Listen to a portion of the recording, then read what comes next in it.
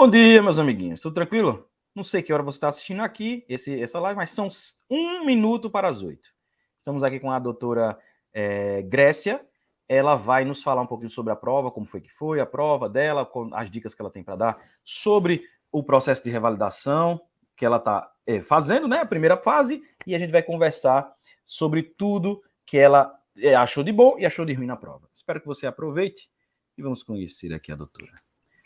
Tá certo seu nome? Bom dia. Sí, Grecia Chujutaji.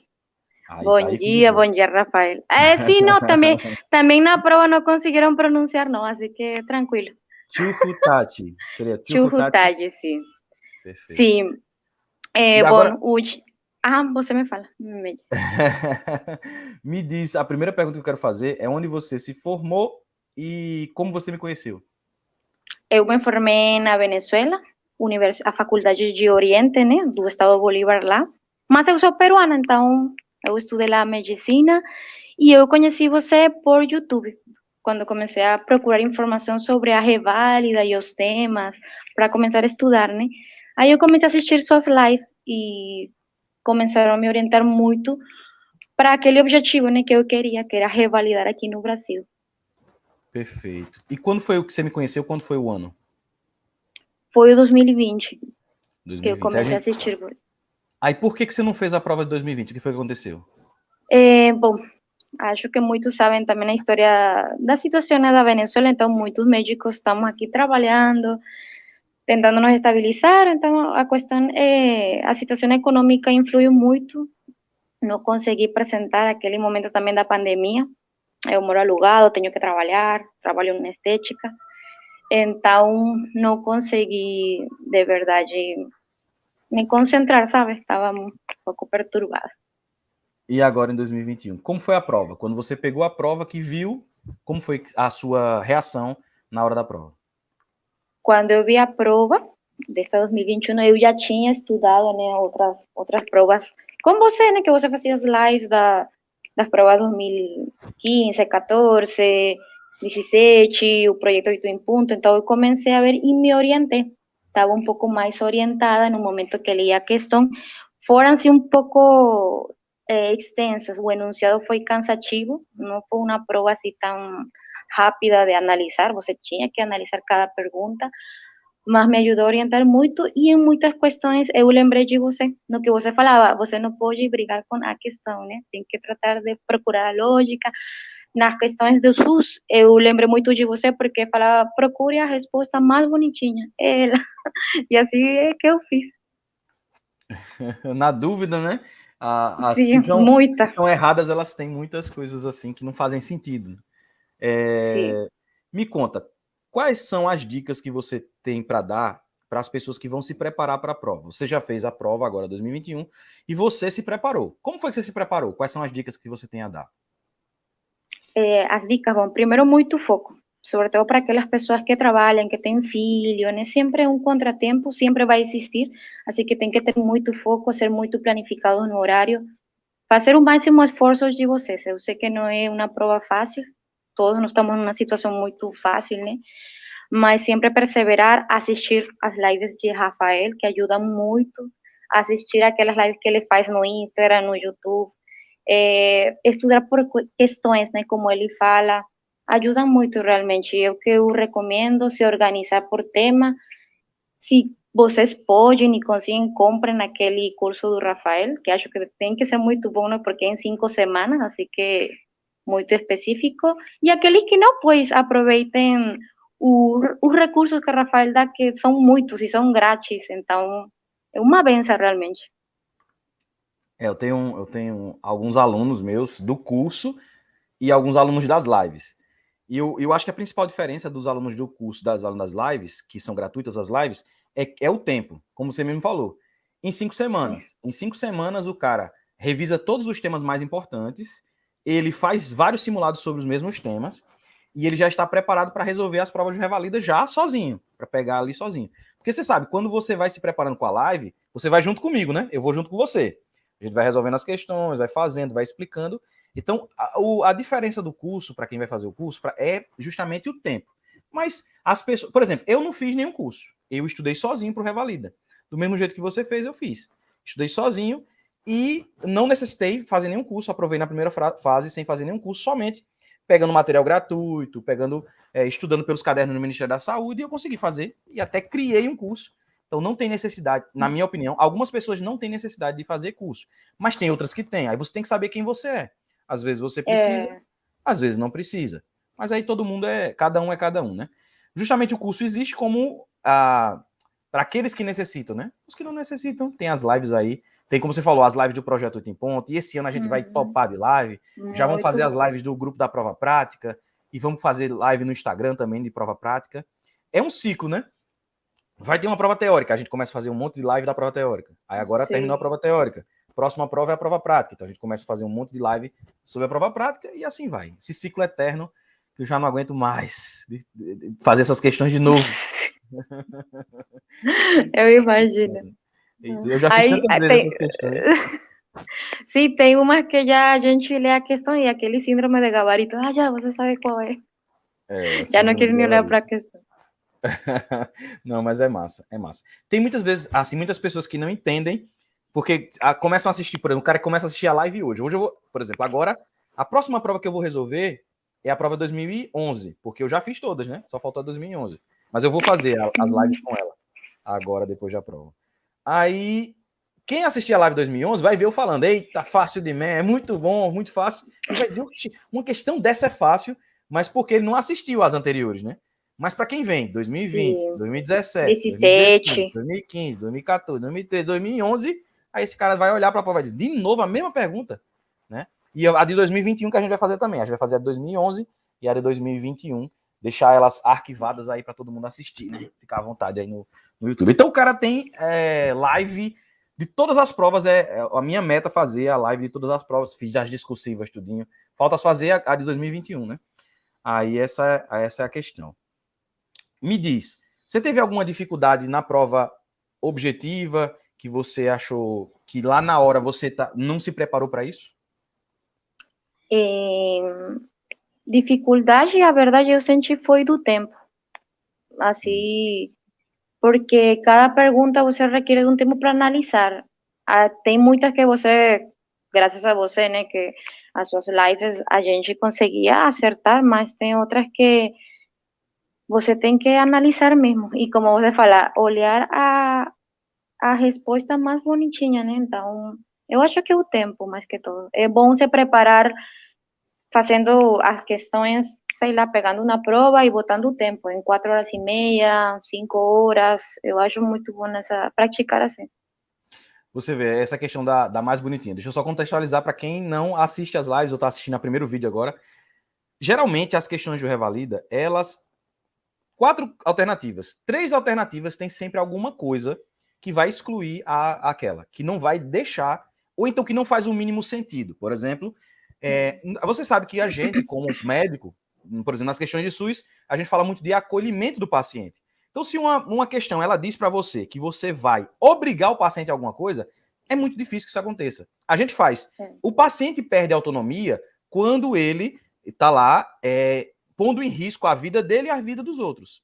Então, em casos de emergências, a gente atua sem o consentimento do paciente. Em caso de perigo à vida de outras pessoas, a gente atua sem consentimento do paciente. Então, às vezes, acontece isso. Por exemplo, até um idoso é até feio de falar, né? Um idoso também. Todos têm autonomia. Um idoso também. Não é porque ele está velhinho, já que ele perdeu a autonomia. E, às vezes, as questões de revalida, por exemplo, uma questão de demência, Alzheimer. Aí ela coloca lá para você não falar para o paciente, esperar ele perder toda a memória para você falar para ele.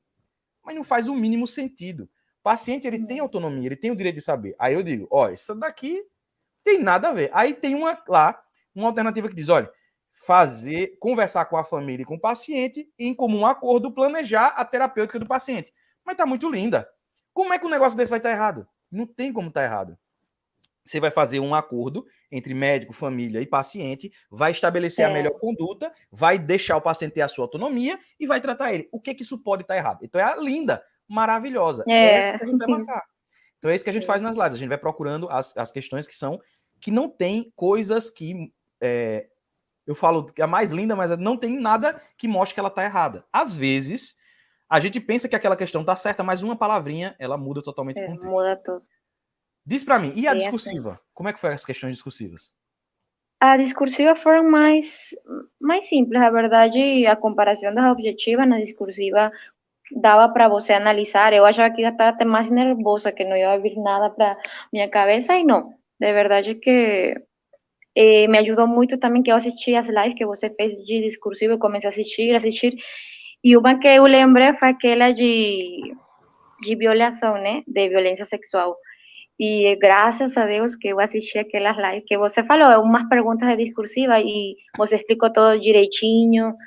E eu lembrei, aí comecei a escrever, então achei bem fácil, acho que talvez porque eu já me orientei com as suas lives, então foi tranquilo de resolver.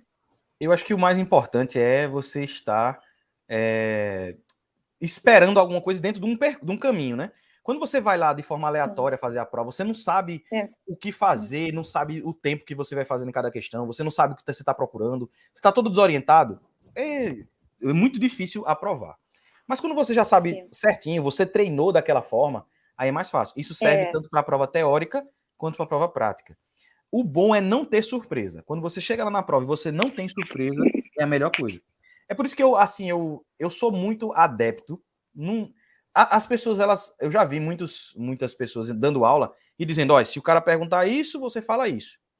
Eu já sou adepto de o cara perguntar, do cara falar alguma coisa e você saber muito mais, você falar muito mais do que precisa falar. Porque dentro do que você fala, se aproveita alguma coisa. O caso da discursiva. Ele às vezes pergunta algum exame complementar. E a gente tem medo de colocar coisas como hemograma, sedimento urinário, urocultura, PCR, ou então proteinúria de 24 horas, que são exames mais simples, lipidograma. A gente tem medo de colocar essas coisas, mas porque você quer colocar uma coisa bem específica, né? Que seja para aquela patologia.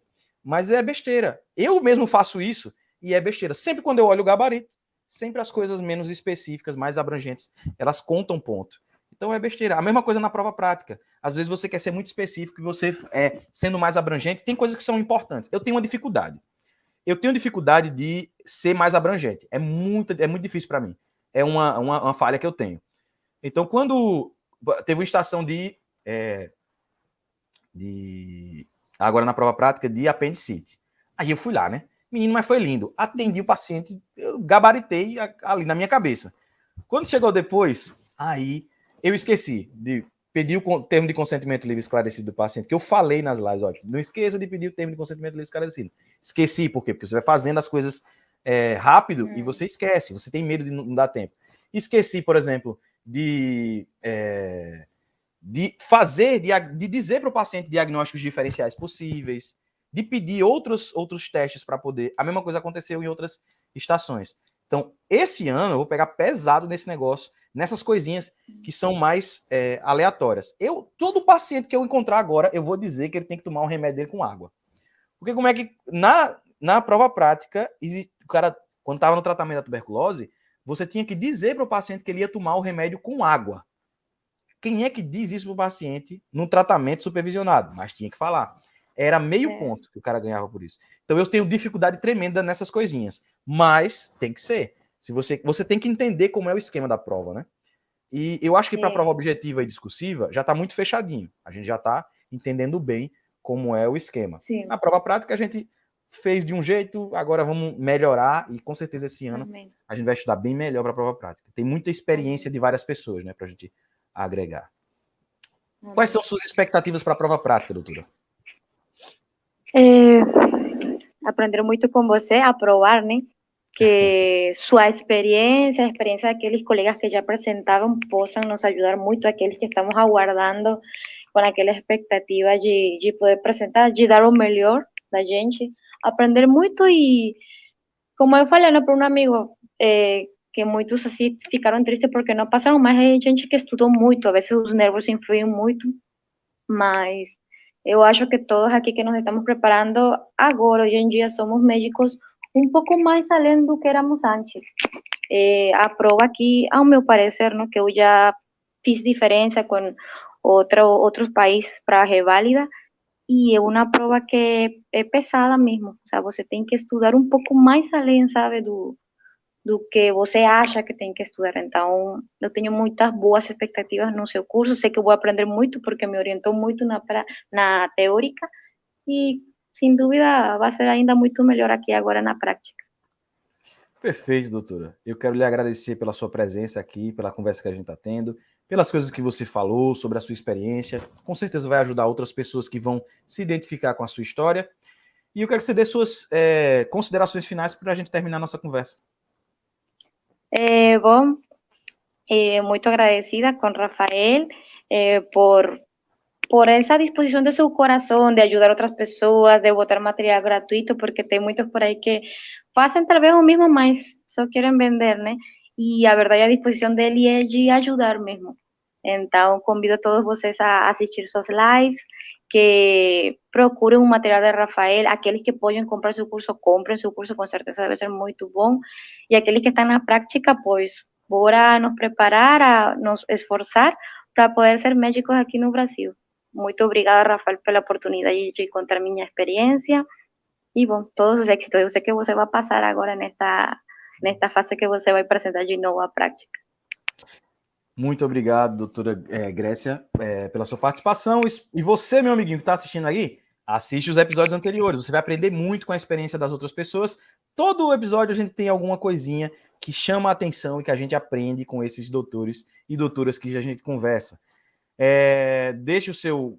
compartilhe essa live com outras pessoas, deixe o seu like, deixe o seu comentário e nos vemos no próximo podcast Revalida. Tchauzinho para todos. Até mais.